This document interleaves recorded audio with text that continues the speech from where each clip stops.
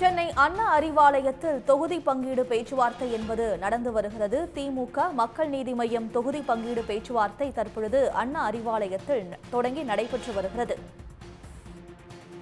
இதுகுறித்த கூடுதல் விவரங்களை தருகிறார் செய்தியாளர் அன்புச்செல்வன். அன்புச்செல்வன், விவரம்.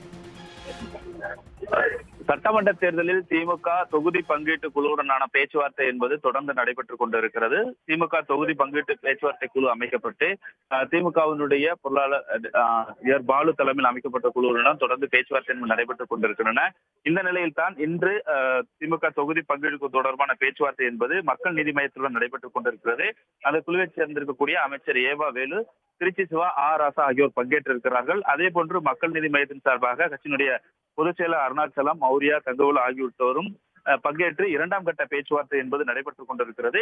இதற்கு முன்பாக நடைபெற்ற பேச்சுவார்த்தை என்பது கூட அடுத்த கட்டமான பேச்சுவார்த்தை தொடரும், எங்களுடைய இடங்களை நாங்கள் அவர்களிடம் தெரிவித்திருக்கிறோம், குறிப்பாக அடுத்த கட்ட பேச்சுவார்த்தைக்கு பின்பாக இறுதி செய்யப்படும் என செய்தியாளர் சந்திப்பின் போது முதல்கட்ட பேச்சுவார்த்தையில் அருணாச்சலம் தெரிவித்திருந்தார். அந்த அடிப்படையில் இன்று இரண்டாம் கட்ட பேச்சுவார்த்தை தொடங்கி இருப்பதால் தேர்தல் தேதியும் அறிவிக்கப்பட்டிருக்கக்கூடிய நிலையில் இறுதியான ஒப்பந்தம் கையெழுத்தாவதற்கான வாய்ப்புகள் அதிகமாக இருக்கிறது.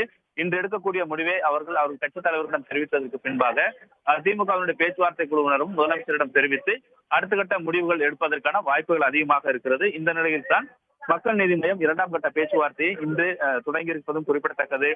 அப்படி என்றால் இதற்கு அடுத்ததாக பார்க்கும்பொழுது விடுதலை சிறுத்தைகள் கட்சியை பொறுத்தவரை முதலமைச்சரையும் அவருடைய இல்லத்தில் சந்தித்து பேச்சுவார்த்தையில் ஈடுபட்டிருக்கிறார்கள்.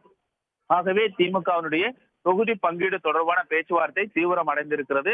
இன்னும் ஒரு சில தினங்களுக்குள்ளாக பிற கட்சிகளையும் பேச்சுவார்த்தைக்குள்ளாக அடுத்த பேச்சுவார்த்தை நடைபெற்று தொகுதி பங்கீடு ஒப்பந்தம் முதலமைச்சர் மு.க. ஸ்டாலின் முன்னிலையில் கையொப்பமிடுவதற்கான வாய்ப்புகள் அதிகமாக இருக்கப்படுது என்று சொல்லப்படுகின்றன.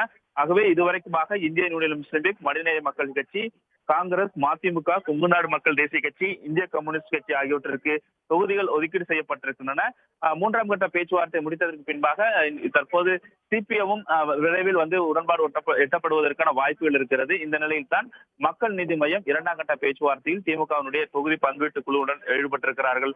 ஆகவே ஒரு சில தினங்களுக்குள்ளாக பிற கட்சிகளும் அழைத்து ஒட்டுமொத்தமாக தொகுதி பங்கீடு முடிவு செய்யப்பட்டு அதிகாரப்பூர்வமான கையெழுத்து ஆகுவதற்கான வாய்ப்புகள் அதிகமாக இருக்கிறது என்று கூறப்படுகிறது. விவரங்களுக்கு நன்றி அன்புச்செல்வன்.